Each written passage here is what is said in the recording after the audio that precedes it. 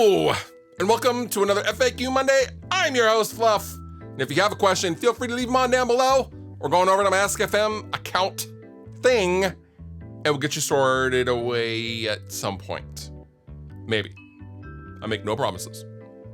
What would your dream Warmoth build be? My dream Warmoth build, so for those of you who don't know, Warmoth is a long-standing and very famous custom guitar builder of bolt-on neck guitars. And you can order a super fancy neck for your guitar, or a super fancy body and neck, and put it together yourself with parts, etc., etc. And they're just a few miles away from me. In my old house, I used to pass by them every day because I lived like 2 miles from them.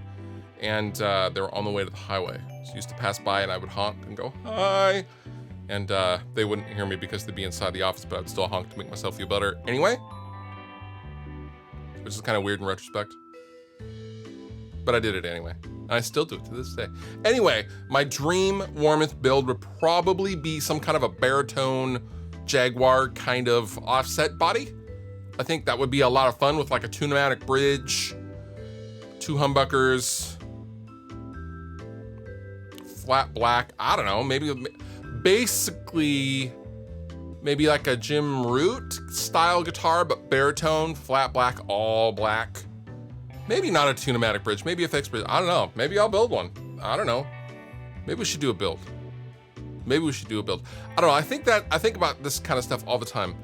I wish they did set neck stuff, but the bolt-on neck stuff's cool too. I get it, because they're not a full-on custom shop. They're basically a custom component shop, and then they'll put the guitar together for you if you want. So, yeah. Now I'm thinking about a custom guitar. Leave some comments down below. What would you guys build at Warmoth? Going over the Warmoth website. This video is not sponsored by Warmoth, by the way. I just think it's cool. Maybe we should build a custom guitar together. How do you continue to keep fresh content to produce so many videos? I mean, it's a good question. I love this. And having left Joey Sturgis Tones, this is all I do now. So this is my full-time job, and I don't have any other things outside of YouTube anymore, which is scary and also very liberating. And it's allowed me in the last, I don't know, 4 or 5 weeks to just really dive in and just put stuff out. This week, as I'm filming this, for example, last week, by the time you guys see this, I'm doing 6 videos a week at this point. I'm putting out 6 videos a week. I am backlogging weeks worth of content at a time. I'm just going for it, man. I'm hungry. And I also just kind of stopped caring about what I think you guys want to see, and I'm just putting out things that I think are fun to do, which is how I started this channel in the first place. And that's really honestly what people want to see anyway. It's not about like, oh, I think this will do huge, I'm gonna do it. It's just, I think this is cool, so I'm gonna do a video about it. And I find that very liberating. As a creator and as a musician and as a gear nerd, it's just, yeah, I'm being the best me that I can be. And hopefully more people continue to watch, because this is how I eat now, which is a horrifying thought. Then I just take a sip of coffee and just kind of try to calm down. But seriously, yeah, I don't know, man. It's just having a lot of fun. Life's fun right now. When starting a band, would you recommend starting with writing and recording a self-made demo, EP, LP, or writing and going directly into playing shows? Having started a new band, I would say have your songs, start writing songs, because obviously you can't play out if you don't have any songs to play. Don't worry about recording until you are ready. Start playing shows, do the thing, start slaving away, maybe put out a single, so people, because like, for example, if you want people to go and, you want to start building up the social media stuff, like the iTunes and the Spotify and the Facebooks and all that kind of stuff, you're gonna have to put out something, maybe a demo or something like that. Definitely don't put out an EP right away. Write your songs and then start playing them live. And maybe you will find parts that don't work live. Maybe you'll find some parts that you want to extend live. Use the live show as a songwriting tool. In Dragged Under, we are writing songs for the live show, strictly. High energy, stuff that gets heavy, it's sing-along stuff. So I would encourage you, if you're starting a new band, write some songs and go and just grind live for a little bit. See how the songs fit live. Because a lot of times if you're writing for the studio, and I think this is a huge mistake that Rest Repose made, is we would take songs, you know, me and Jared would write songs that really sounded good in the studio, but live they really didn't come across that great. And so, you know, we would regret not giving the songs their due diligence sometimes. Not all the time, but sometimes it would definitely happen.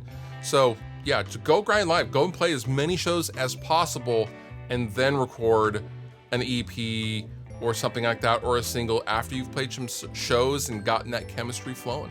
Thoughts on Johnny Marr from the Smiths? I've actually been a huge closet Johnny Marr fan for most of my life. I grew up listening to, you know, the Smiths and stuff like that. My mom was pretty hip with music. My dad is always stuck in like his old 70s rock, you know, Ted Nugent, Led Zeppelin, AC/DC records and Black Sabbath records and stuff like that. But my mom was always into hip stuff, and she was into the Smiths, and she was into the Cars and stuff like that. But I'm a huge Johnny Marr fan.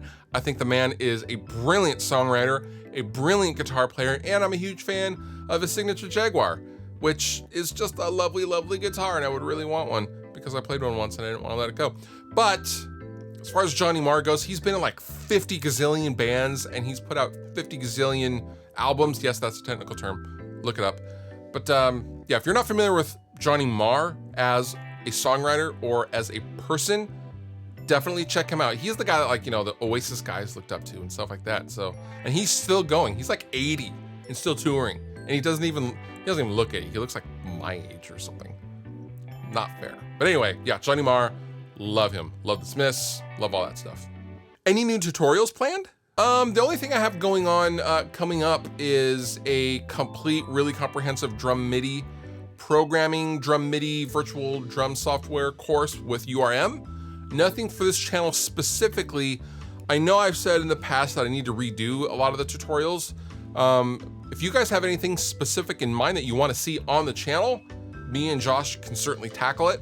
What do you guys want to see for tutorials? What do you want to know about? What do you want to know? Just tell Dad, that's me, and just drop a comment and tell me what you guys want to see a tutorial on. I can't think of anything off the top of my head that would actually legit show that I haven't already shown. And maybe you guys want me to just redo or update something, and that's totally cool too. But yeah, definitely let me know in the comments, or tweet at me or something like that, because yeah, I'm all for the tutorial stuff. Have you had problems before with clip locks damaging your guitar? No, not that I know of. I've been using DiMarzio clip lock straps since I was like 15 years old. I have never had them damage a guitar in any way, at least that I'm aware of. Josh, the other guitarist in Dragged Under, he's in Dragged Under too, by the way. He has some weird, I think they're counterfeit DiMarzio straps. Josh, sorry, I'm totally calling you out. That the receiving part, the female part, is on the guitar, not on the strap, which is really, really weird. And I think, and it's metal, and I think that is possibly damaging to a guitar, but that's what he has. He has tons of them. And I think they're a counterfeit DiMarzio strap, but I can't be totally sure. But no, I've never had any damage resulting from my DiMarzio clip locks that I'm aware of. Have you guys? What software do you use for mastering? I like to use the term mastering pretty loosely because I would definitely not call myself a proper mastering guy, but I can get the job done with my own stuff. I typically use either Isotope Ozone or my own signal chain, basically comprised of Universal Audio stuff. They have the BX Master Desk plugin, which is awesome. And then I use the Universal Audio Oxide Tape plugin, and then sometimes I'll use, you know, something like just an EQ to follow it up, or before it, going into the tape deck, and then from the tape machine going into BX Master Desk, which I find to be just a lovely, easy to use mastering plugin. And that's typically what I do with my stuff. My stuff isn't super crushed, which is not what that stuff is for anyway. But yeah, one of those things. And now Fluff reads a tweet. What's up with all the how many likes do I need for you to give me a free guitar messages? Seriously.